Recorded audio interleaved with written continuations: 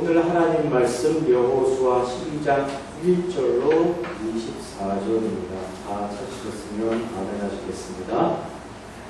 우리 다 같이 합독하겠습니다. 이스라엘 자손이 요단 저편 해 동쪽 곧 아르논 골짜기에서 헤르몬 산까지의 동쪽 온 아라바를 차지하고 그 땅에서 쳐 죽인 왕들은 이러하니라. 시온은 헤스본에 거주하던 아모리 부족의 왕이라. 그가 다스리던 땅은 아르논 골짜기가에 있는 아르로가르에서부터 골짜기 가운데 서문과 길르아 절반 곧 암몬 자손의 경계 약복강까지이며 또 동방 아라바 동네로 바도까지이며 또 동방 아라바의 바다 곧 여메의 베디어시온으로 통한 길까지와 남쪽으로 기스가 산 기스까지이며 옥은 유바의 남은 족속으로서 아스가롯과 에드레이에 거주하던 바산의 왕이라. 그가 다스리던 땅은 헤르몬 산과 살르가와 온 바산과 및 스술 사람과 마아가 사람의 경계까지의 길르아 절반이니 헤스본 왕 시온의 경계에 적한 곳이라. 여호와의 종 모세와 이스라엘 자손이 그들을 치고 여호와의 종 모세가 그 땅을 르벤 사람과 갓 사람과 므낫세 반 지파에게 기업으로 주었더라. 여호수아와 이스라엘 자손이 요단 이편 곧 서쪽 레바논 골짜기의 바알갓에서부터 세일로 올라가는 곳 한락산까지 쳐서 멸한 그 땅의 왕들은 이러하니라.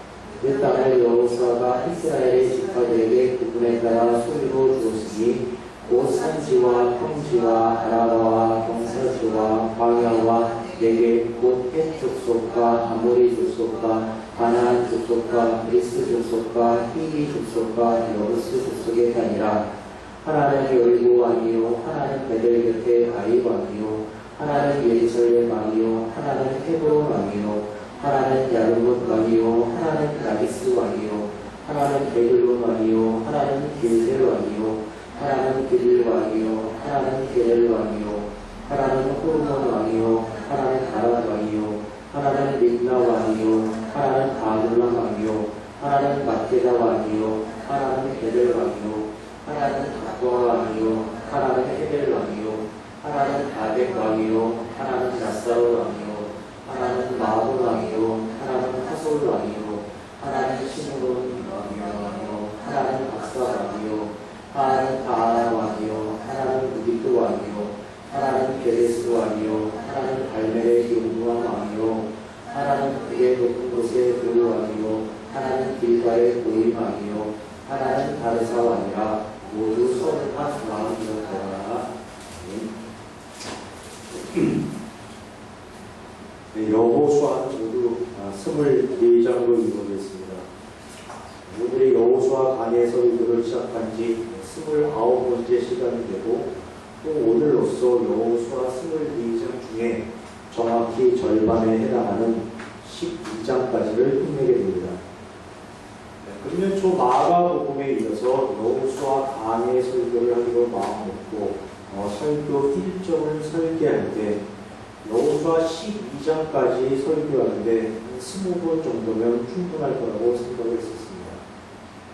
그리고 여호수아 전체를 끝내는데 35번 내지 36번이면 족할 거라고 생각을 했었습니다. 그런데 막상 설교를 하다 보니까 당초 계획보다 훨씬 더 많은 설교가 이루어지고 있습니다. 왜 이렇게 되었을까? 아주 솔직한 고백입니다. 그만큼 제가 여호수아에 대해 깊이 있게 몰랐다는 의미입니다. 그만큼 제가 여호수아에 대해서 오해하고 있었던 부분이 많았다는 의미입니다. 물론 성경 전체의 흐름 가운데 여호수아가 차지하고 있는 내용이나 의미에 대해서는 잘 알고 있었다고 생각을 합니다. 하나님께서 아브라함에게 하셨던 3가지 약속이 드디어 여호수아 시대에 성취되는 것이고 그 성취가 무엇을 의미하는지는 잘 알고 있었다고 생각을 합니다. 여호수아 시대에 이루어진 가나안 일성이 성경상에서 어떤 의미를 가지고 있었는지는 충분히 이해하고 있었습니다. 그러나 설교를 준비하면서 성경을 세밀히 연구하는 가운데 제가 놓치고 있었던 부분, 또 제가 오해하고 있었던 부분들이 상당히 많이 있었다는 사실을 알게 되었습니다. 그리고 그런 부분들을 아주 깊이 있게 묵상하는 가운데 하나님의 은혜로 조금씩 그 의미를 깨닫게 되었습니다. 제가 새롭게 깨달은 이러한 사실들을 여러분들께 전하고자 하니 당초 계획보다 훨씬 더 많은 시간이 걸릴 수밖에 없었던 것입니다. 단일교회 창립 이래 창세기를 설교했고 마가복음을 설교했지만 저는 여호수아를 설교하면서 하나님께 한 발 더 다가갈 수 있었습니다. 여러분과 저를 포함해서 온 인류를 향한 하나님의 사랑, 하나님의 심정과 마음, 하나님의 원리를 마음 깊숙이 더 이해할 수 있게 되었습니다. 그 결과 성도로서 그만큼 더 성장하고 더 성숙한 저의 모습을 저 스스로 발견할 수 있었습니다. 여러분들도 여호수아 설교를 통해 부디 그러셨기를 주님의 이름으로 축원합니다. 조금 전 제가 여호수아에 대해 놓치고 있었던 부분, 또 오해하고 있었던 부분이 상당히 많이 있었다고 말씀을 드렸습니다. 그 오해의 중심이 뭐냐? 그 오해의 중심은 여호수아는 그래도 괜찮은 사람이었다는 저의 생각이었습니다.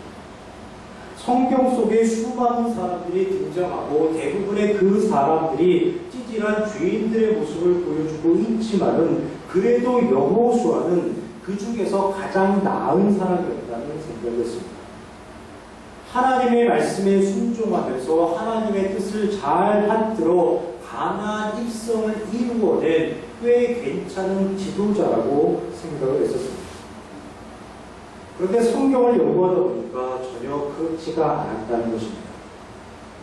여호수아 입장에서 하나님께서는 여호수아에게 두려워하지 말라, 강하고 담대하라고 말씀을 하셨습니다. 왜 이렇게 말씀하셨습니까?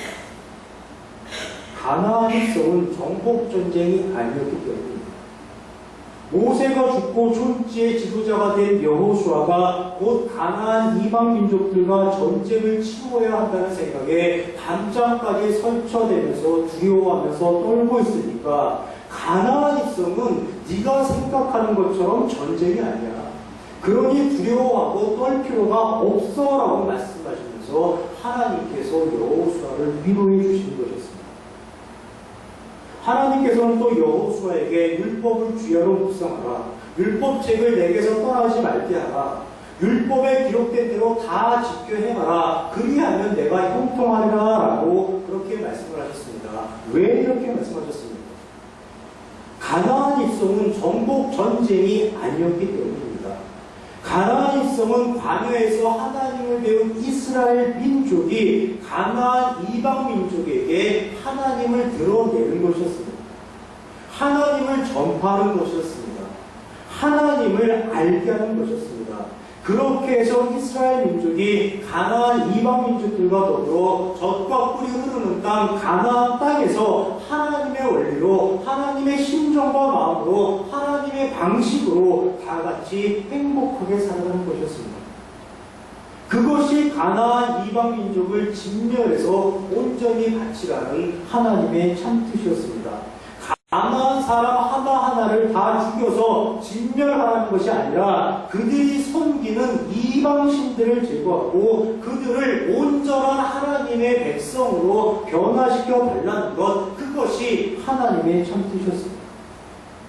그런데 여호수아는 어땠습니까? 여호수아는 하나님의 뜻을 전혀 알지 못했습니다. 여호수아는 하나님의 심정과 마음을 전혀 헤아리지 못했습니다. 가나안 입성은 오로지 가나안 이방 민족들을 다 죽여서 진멸하고 그들의 땅을 모조리 빼앗는 전쟁이라고만 생각을 했습니다. 그래서 여리고성에서 정탐꾼들을 보냈던 것이고, 그래서 여호와의 군대 장관을 만났을 때 누구의 편이냐고 물었던 것이고, 그래서 여리고 성읍을 함락했을 때 은금과 동초를 거두어서 여호와의 곳간에 들여놓았던 겁니다. 그래도 하나님께서는 여호수아를 외면하지 않으셨습니다. 여호수아를 도와주셨습니다. 여호수아를 도와서 여호수아 여호수아로 하여금 그 든든한 여리고성, 그 막강한 여리고성도 전쟁이 아닌 하나님의 방식으로 13바퀴만 돌면은 얼마든지 무너뜨릴 수 있다는 것을 알게 하셨습니다. 그러나 여호수아는 끝까지 하나님의 방식을 거부했습니다. 여리고성 함락이 자신의 실력인 줄로 착각을 했고 승리감에 동시에서 제 멋대로 아이성 공격에 나섰다가 쓰라린 패배를 경험하기도 했습니다. 그럼 여호수아는 어떻게 해야 합니까? 돌아서야 합니다. 하나님께로 돌아서야 합니다. 아, 내 실력이 아니라 하나님의 실력이었구나. 아, 하나님 의지해야겠구나. 그렇게 생각을 하고 하나님께로 돌아서야 합니다. 그러나 여호수아는 돌아서질 않습니다. 오히려 아이성 패배의 원인을 하나님께로 돌리고 아간을 일벌백계 삼아 처벌하고 화목제를 드립니다. 자신의 실수를 인정하지 않고 모든 책임을 남에게로 떠넘기면서 오로지 자신의 정치적 입지만을 강화하는 데 혈안이 되었습니다. 그러면서 가나안 이방 민족들을 죽이고 그들의 소유를 강탈하는 데만 목도합니다. 또 한편으로는 식량을 가지고 와서 화친을 청하는 기브온 족속을 기꺼이 받아들입니다. 하나님을 신뢰하기보다는 자기 스스로 제 살 길을 도모하는 그런 모습을 보여주고만 있는 겁니다. 이 모습이 여호수아 11장까지 나타난 여호수아의 실제였습니다. 우리는 여호수아에게서 그 누구보다도 탁월한 죄인의 생각, 죄인의 방식, 죄인의 행동을 보는 것입니다. 이런 여호수아를 그동안 저와 여러분은 성경에 등장하는 여러 인물들 중에 그래도 나은 사람이었다고 오해를 했었습니다. 그래도 여호수아는 하나님의 참뜻을 온전히 알면서 순종한 사람이었다고 오해를 했었습니다. 이런 뿌리 깊은 오해를 바로 잡으려고 하니까 예정된 시간보다 훨씬 더 많은 시간이 소요될 수밖에 없었던 것입니다. 그런데 우리가 오해했던 것보다 훨씬 더 심각한 문제였습니다. 그 문제는 하나님의 사역 자체에 대해서, 성경 자체의 내용에 대해서 아주 중대한 오해가 범해지고 있다는 사실입니다. 사실 우리는 여호수아라는 사람에 대해서 그동안 그를 가대평가하면서 오해했던 것이지 하나님의 사역 자체에 대해서 그리고 성경 내용의 자체에 대해서 오해하지는 않았다고 저는 믿습니다. 즉 본질에 대해서는 다른 이해를 가지고 있었다고 믿습니다. 그런데 본질마저 심각하게 오해가 되고 있고 그 오해가 지금 이 시간에도 어디에선가 진리로 둔갑되어서 버젓이 선포되고 있다는 사실입니다. 그 오해가 무엇입니까? 그 오해는 바로 가나안 입성에 대한 사람들의 전통적인 생각입니다. 많은 주석서, 또 많은 신학서적, 많은 설교에서는 가나안 입성을 우상을 섬기는 가나안 이방 민족들에 대한 하나님의 징계 사건이라고 규정합니다. 즉 하나님께서는 우상을 가증스럽게 여기시는 분이시고 그 가증스러운 우상을 섬기는 가나안 이방 민족들을 징계하시기 위해 여호수아와 이스라엘을 도구로 사용하셨다고 설명합니다. 그리고 여호수아와 이스라엘이 하나님 말씀에 잘 순종해서 가나안 이방 민족을 완벽하게 제압함으로써 가나안 땅을 상으로 받을 수 있었다고 설명을 합니다. 그러면서 결론적으로 하는 말이 무엇입니까? 순종하면 복 받고 불순종하면 벌 받는다는 겁니다. 오늘날에도 많은 세상 사람들이 하나님의 백성들에게 대적하고 그들에게 악한 행위를 강요할 때가 많이 있는데 그때마다 하나님을 믿는 성도들은 하나님 뜻에 순종해서 세상 사람들과 단단하게 싸워 나가야 한다고 주장합니다. 얼핏 들으면 그럴듯한 이야기입니다. 얼핏 들으면 맞는 이야기 같습니다. 그러나 하나님의 뜻, 하나님의 원리, 하나님의 심정과 마음과는 아무런 상관없는 아주 황당한 이야기에 불과합니다. 왜 황당한지 그 이유를 드러내겠습니다. 첫 번째 이유입니다. 조금 전 많은 사람들이 가나안 입성은 가증스러운 우상을 섬기는 가나안 이방 민족들을 징계하시기 위해 하나님께서 여호수아와 이스라엘을 도구로 사용해서 그들을 진멸한 사건으로 규정하고 있다고 말씀드렸습니다. 여쭤보겠습니다.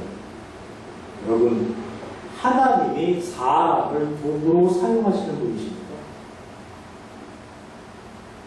하나님이 사람을 수단으로 사용하시는 분이십니까? 하나님이 하나님의 목적을 달성하기 위해서라면 하나님의 필요에 따라 사람을 이용해 먹는 그런 분이십니까? 그렇지 않습니다. 사람은 하나님의 목적 그 자체였지 결코 도구가 아닙니다. 결코 수단이 아닙니다. 사람은 하나님의 필요를 위해 하나님이 이용해 먹는 그런 존재가 결코 아닙니다.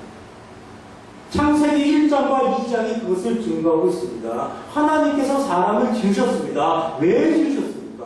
하나님을 위해서 지으셨습니까? 사람을 위해서 지으셨습니까? 사람을 위해서 지으셨습니다. 하나님께서 사람을 지으시고 생육하고 번성하고 충만하고 정복하고 다스리라라고 말씀을 하셨습니다. 하나님을 위해서 그렇게 말씀하셨습니까? 사람을 위해서 그렇게 말씀하셨습니까? 사람을 위해서 그렇게 말씀하셨습니다. 예, 하나님께 사람은 목적 그 자체였지 하나님을 위한 도구나 수단이 결코 아니었습니다. 따라서 여호수아와 이스라엘을 도구로 사용했다는 사람들의 주장은 원천적으로 말이 되지를 않습니다. 사람들의 이야기가 왜 황당한지 그 두 번째 이유입니다. 설령 사람들의 주장대로 가증스러운 우상을 섬기는 가나안 이방 민족들을 진멸하기 위해서 여호수아와 이스라엘을 도구로 사용했다고 가정을 해보겠습니다. 그들의 주장이 맞다고 가정을 해보겠습니다. 그렇다면 도구로 사용했다면 먼저 반드시 충족되어야만 하는 전제 조건이 있습니다. 그게 무엇입니까? 그것은 여호수아와 이스라엘은 반드시 온전해야만 하다는 겁니다.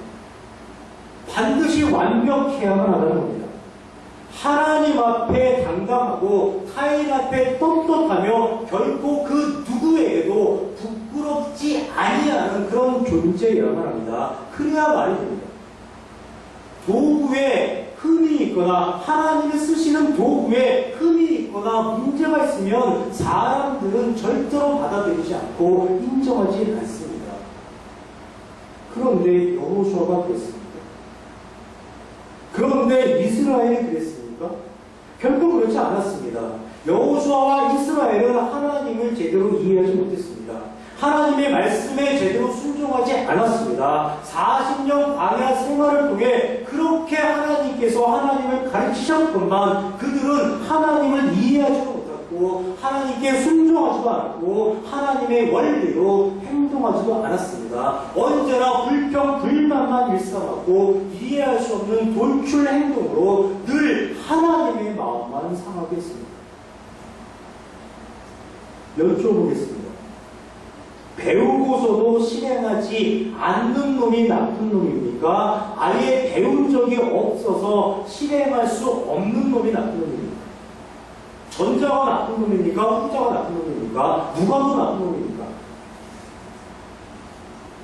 네? 예, 전자가 나쁜 놈입니다.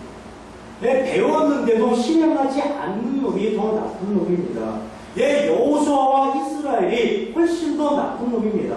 여호수아와 이스라엘은 나쁜 놈이고 가나안 이방 민족은 하나님을 배운 적이 없어서 원천적으로 하나님을 모르는 불쌍한 놈들입니다. 그런데 불쌍한 놈 때려잡자고 나쁜 놈을 이용하면 됩니까? 안 됩니까? 됩니까? 안 됩니까? 됩니까? 이게 안 됩니다. 상식적으로 생각해도 일어나서는 안 될 일입니다. 그런 일은 조폭 세계에서나 일어날 수 있는 그런 일입니다. 그런데 사람들이 하나님을 마치 조폭의 보스처럼 만들고 있다는 겁니다. 이 가증스러운 우상을 섬기는 가나안 이방 민족들을 진멸하기 위해서 여호수아와 이스라엘을 도구로 사용했다고 주장을 한다면 불쌍한 놈 때려잡기 위해서 나쁜 놈을 이용했다고 주장하는 것과 다름이 없고 결과적으로 하나님을 족속의 두목으로 만드는 황당무계한 이야기로 전락되고 마는 겁니다. 사람들의 이야기가 황당한 세 번째 이유입니다. 사람들은 여호수아와 이스라엘이 하나님 말씀에 잘 순종을 해서 가나안 땅을 상으로 받을 수 있었다고 설명합니다. 그러면서 순종하면 복받고 불순종하면 벌받는다고 주장한다고 했습니다. 자, 그렇게 주장한다면 은혜의 하나님이라고 이야기할 수 있습니까? 할 수 없습니다.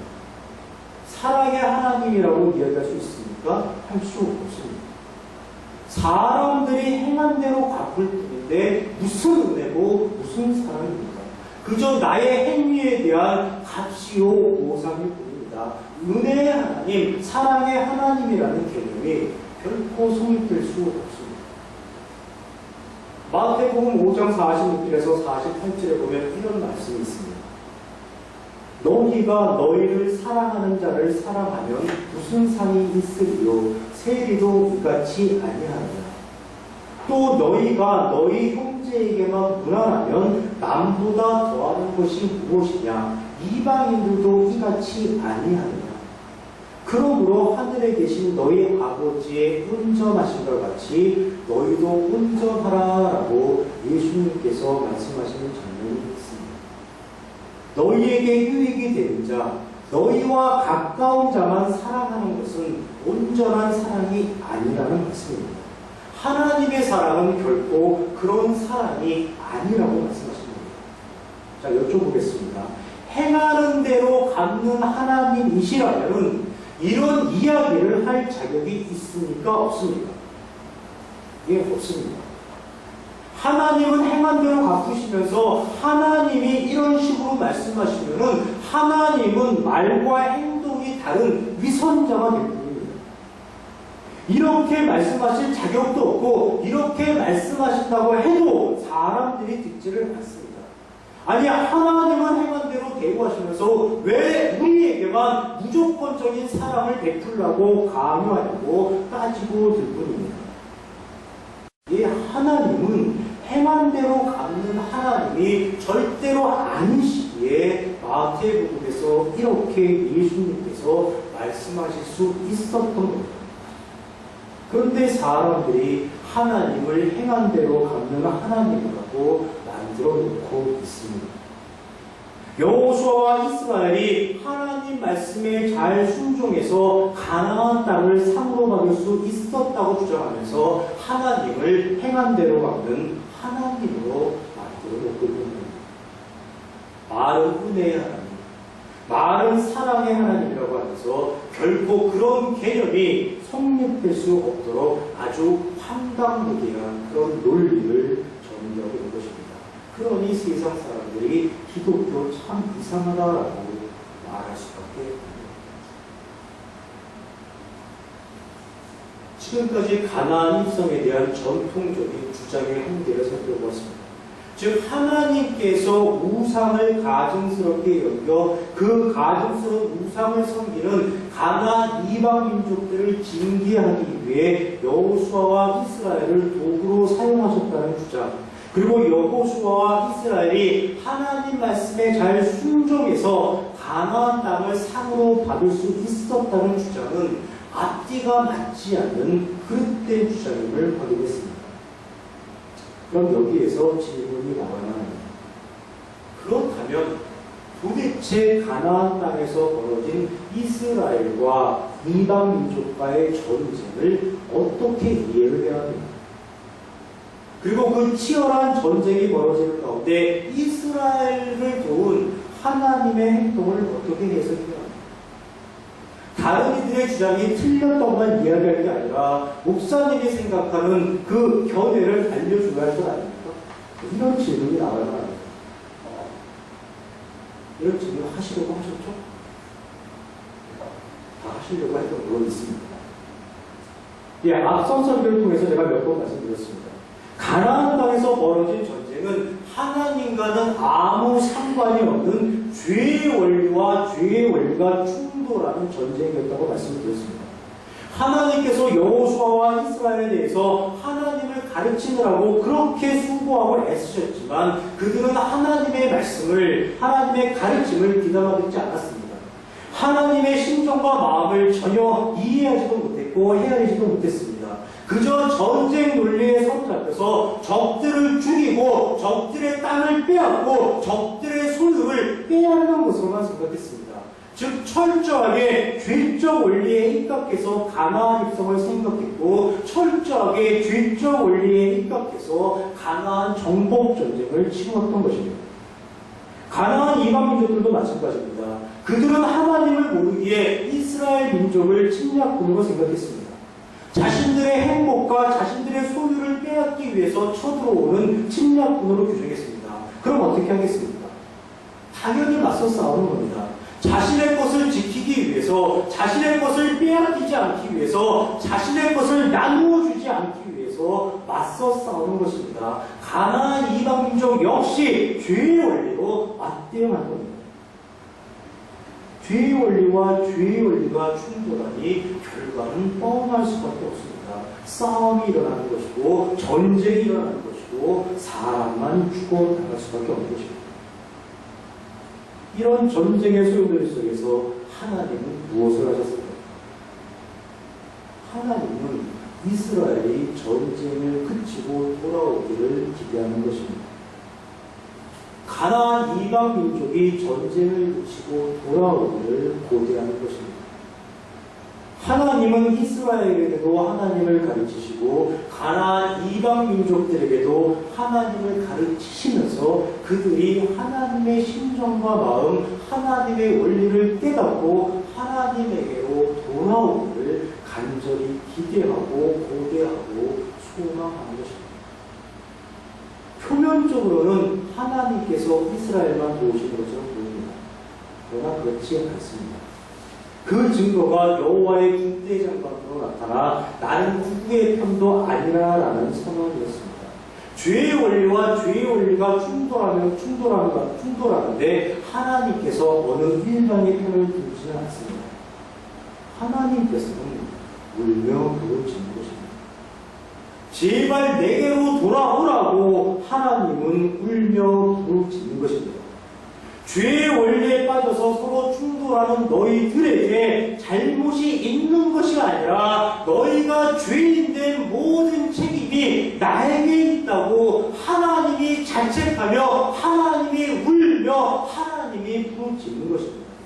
그 증거가 여호수아 10장 40절 이와 같이 여호수아가 호흡이 있는 모든 자는 다 진멸하여 바쳤으니 이스라엘의 하나님 여호와께서 명령하신 것과 같았더라. 이스라엘의 하나님 여호와께서 명령하신 것과 같았더라. 예, 하나님이 책임을 떠안는 겁니다. 또 여호수아 10장 42절 이스라엘의 하나님 여호와께서 이스라엘을 위하여 싸우셨으므로 예, 하나님이 책임을 떠안으신 겁니다. 또 여호수아 11장 20절 그들의 마음이 완악하여 이스라엘을 대적하여 싸우러 온 것은 여호와께서 그리하게 하신 것이라 여호와께서 그리하게 하신 것이라 예, 하나님이 모든 책임을 감당하신 겁니다. 예, 이 모든 표현이 하나님께서 모든 책임을 다 뒤집어 쓰시는 그런 표현입니다. 사람들은 이렇게 이야기할지도 모릅니다. 무슨 하나님이 그래요? 아니 전지전능한 그런 하나님이라뇨? 아니 능력의 하나님이 고작 울며 부르짖는 거야? 아니 능력의 하나님이 고작 모든 책임을 뒤집어 쓰는 거야? 무슨 하나님이 그래? 에이, 그것 하나님 믿어봐야 별 소용없겠네. 예, 이렇게 비웃을지도 모릅니다. 이런 하나님이 아주 우습게 보일지도 모릅니다. 그런데 이게 바로 우리 하나님의 진정한 능력입니다. 사랑하는 온 인류를 위해 울며 부르짖을 수 있는 능력, 이 능력보다 더 뛰어난 능력이 있으면 나와 보라고 하십시오. 사랑하는 온 인류를 위해 모든 책임을 감당하고 뒤집어 쓸 수 있는 능력, 이 능력보다 더 탁월한 능력이 있으면 나와 보라고 하십시오. 살아가는 온 인류를 위해 죽음마저 불사할 수 있는 능력, 이 능력보다 더 위대한 능력 있으면 나와 보라고 하십시오. 그런 능력 있습니까? 그런 능력 없습니다. 그냥 내버려 두어도 아무 상관, 아무 책임이 없는 온 인류를 위해서 나를 죽일 수 있는 능력, 그 전능자가 전능자 스스로를 죽일 수 있는 능력, 하나님의 이 능력보다 더 뛰어난 능력, 더 탁월한 능력, 더 위대한 능력 없습니다. 동의하십니까? 동의하시면 아멘 하시겠습니다. 예, 나를 위해 죽기까지 하신 하나님의 은혜가 가슴 절절히 느껴지시면 아멘 하시겠습니다. 예, 하나님의 진정한 능력은 죽은 자를 살릴 수 있는 능력이 아닙니다. 사람을 위해서 그 전능자가 죽어줄 수 있는 능력입니다. 여러분과 저를 위해서 죽으실 수 있는 능력, 죽음을 감당할 수 있는 능력, 그 능력이 하나님의 진정한 능력입니다. 이런 하나님 믿을만 하시면 아멘 하시겠습니다.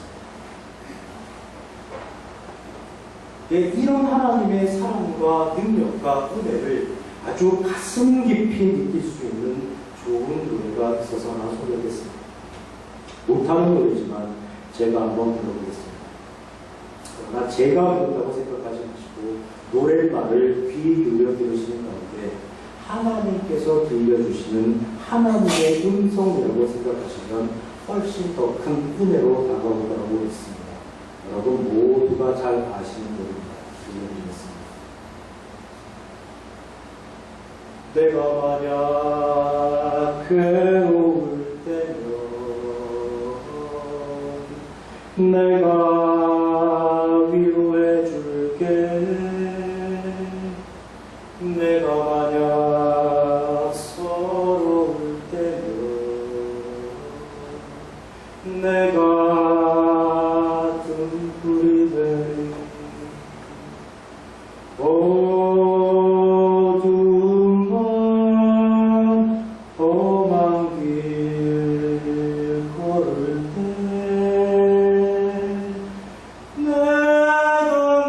내가 너의 등불이 되리.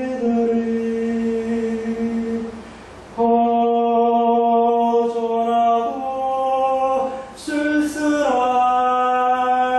때 내가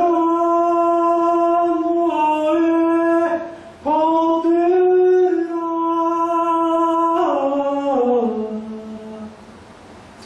다 아시는 분이죠? 어떻게 하십니까? 여러분의 박수가 나왔길래 끝까지 가서 불러드리겠습니다. 나는 너의 영원한 형제여.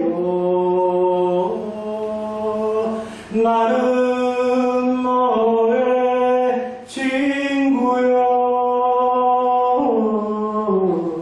나는 너의 영원한 노래여. 나는 너의 기쁨이여.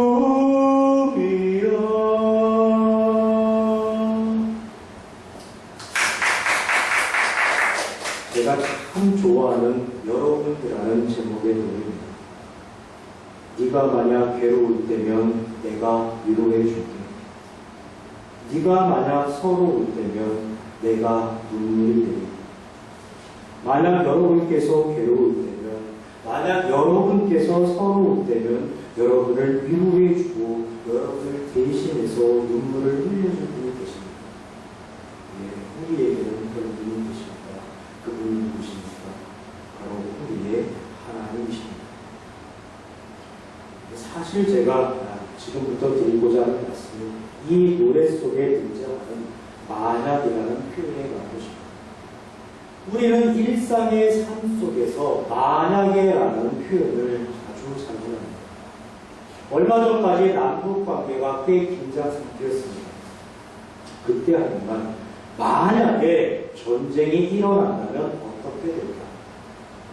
또 이런 경우도 있습니다. 만약에 내가 로또 복권 1등에 당첨이 된다면 어떻게 될까? 또 만약에 내가 대통령이 된다면 어떻게 될까? 또 만약에 내가 다시 태어난다면 지금의 남편 혹은 지금의 아내와 다시 결혼을 할까? 하실 거예요. 문제가 심각하네요. 아무도 계시게요. 만약에라는 표현을 알게 모르게 많이 사용하고 있습니다. 그런데 만약에라는 이 표현이 전혀 쓸데없는 경우가 있습니다.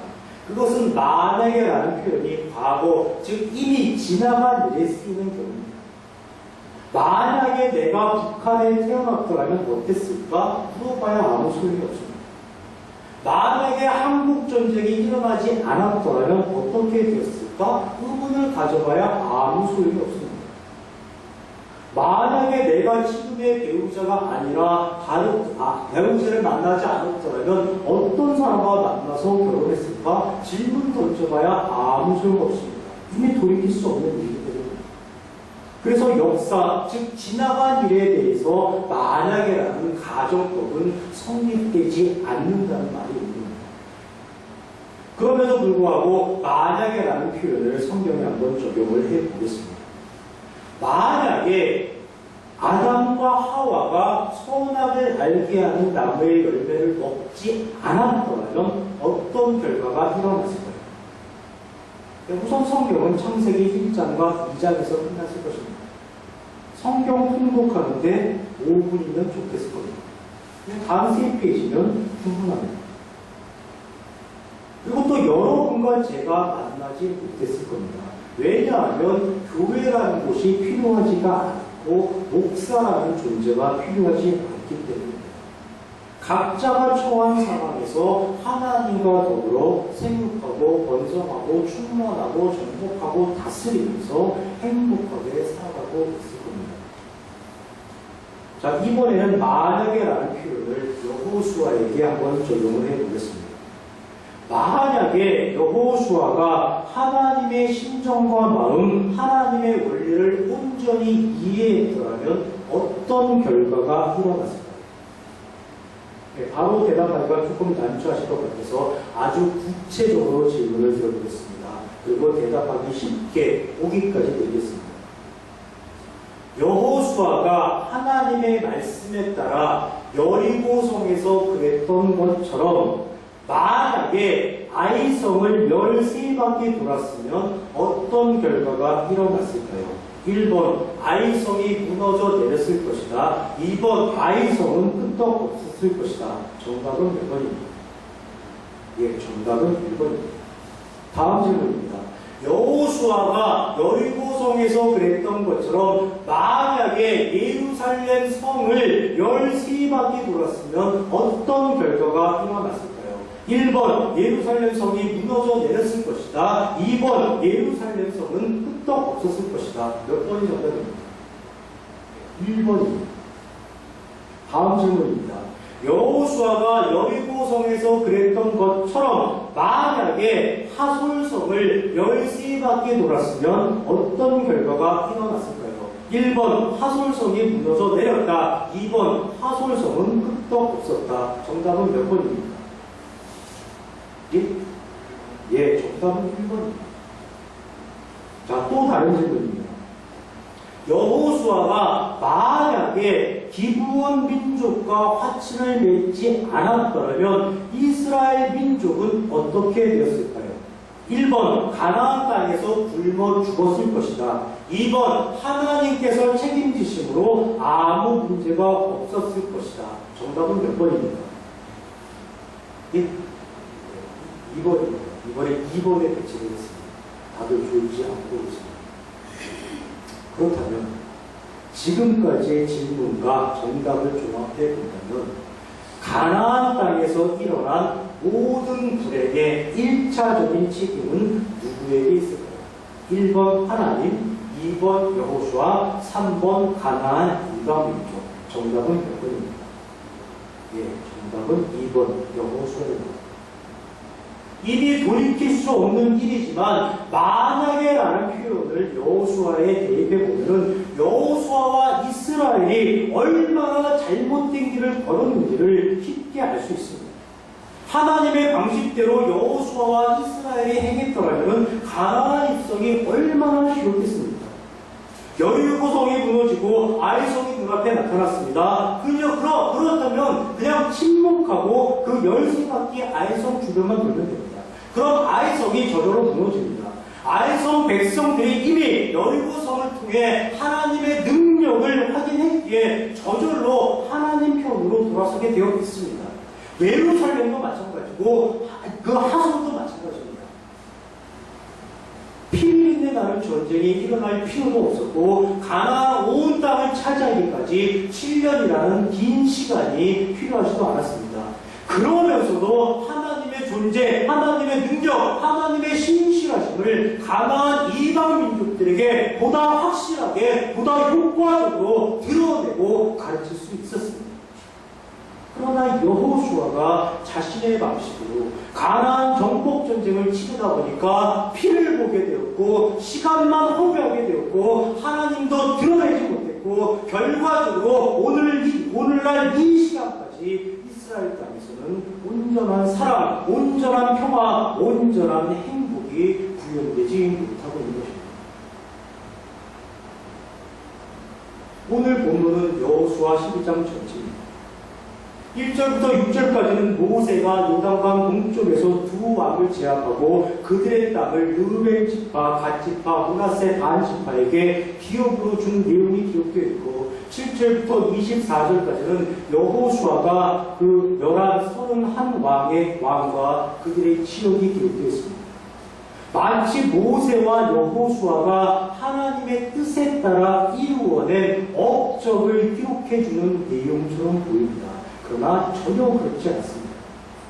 성경은 지금 모세와 여호수아의 공로를 칭찬하고 지켜 세우는 것이 아니라 죽은 사람들에 대한 안타까움을 표시하고 있는 것입니다. 성경에 기록된 이 왕들은 모두 죽음을 당했지만 죽어야 하는 사람들이 아니었습니다.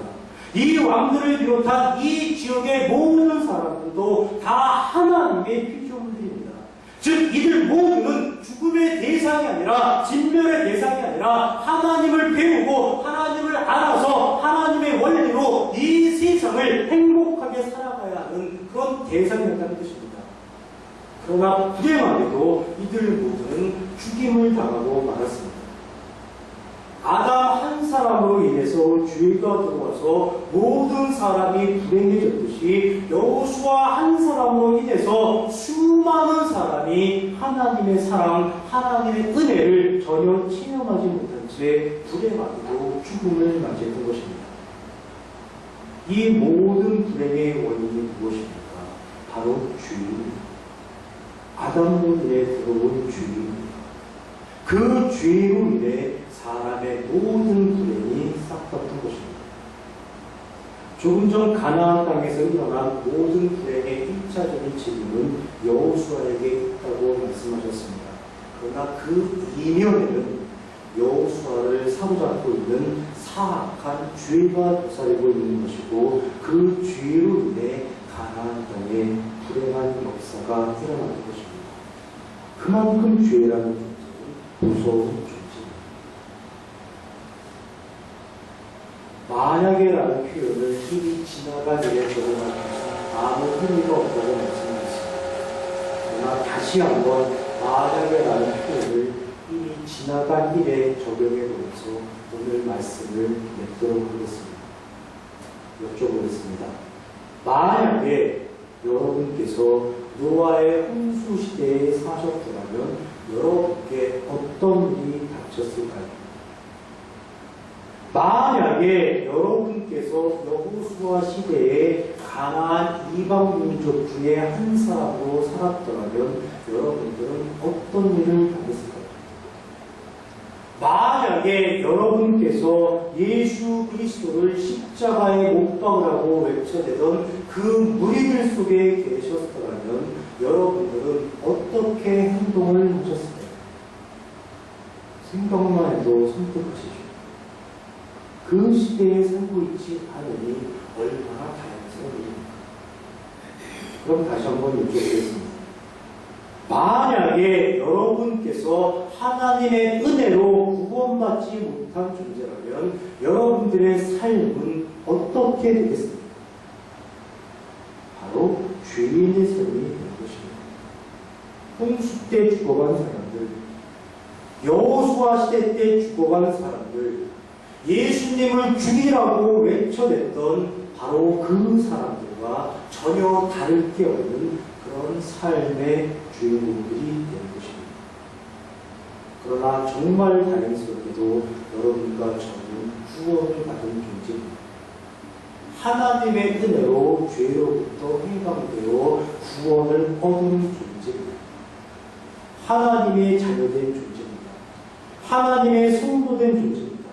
아무 걱정거리, 아무 염려거리가 없는 존재입니다. 이제는 하나님을 바르게 가지고 하나님의 심정과 마음을 바르게 이해하고 하나님의 원리를 바르게 깨달아 이 세상을 멋지게 살아갈 수 있는 그런 능력을 지닌 존재입니다.